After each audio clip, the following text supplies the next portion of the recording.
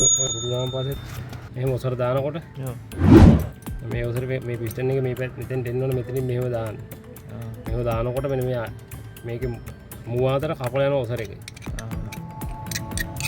මේකේ ඊට පස්සේ අපි දන්නේ අපි ඔසර දාලා ඊට පස්සේ ඔයිල් ලීක් වෙනවා. එතන මේකේ අර ගැට්ටට ඇතුලින් ඔසර එක කපලා යනවා.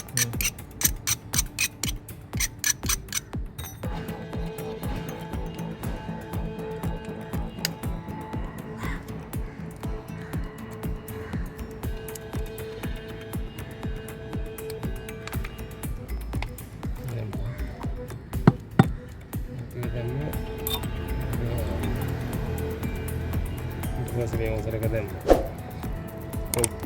කෝප්පේ ඇතුලේ තමක ඔසර එක එළියට එන්නේ. ඊට පස්සේ මේක ඔය ටිකක් දාලා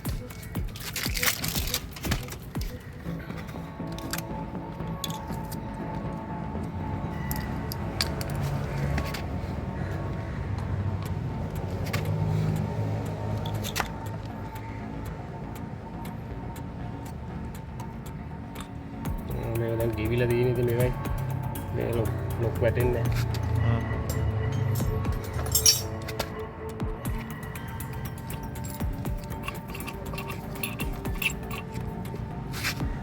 මේ තාත කරගෙන මේ ලොක් එක දාන්න තියෙනවා.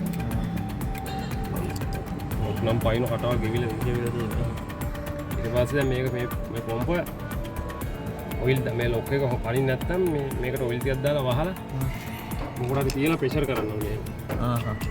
මෙහෙම කරලා ප්‍රෙෂර් කරලා යවන්න ඕනේ එළිය තියලා. ඊට පස්සේ තමයි ඉතින් ප්‍රෙෂර් කරලා හයි කරන්න ඕනේ. ප්‍රෙෂර් කරලා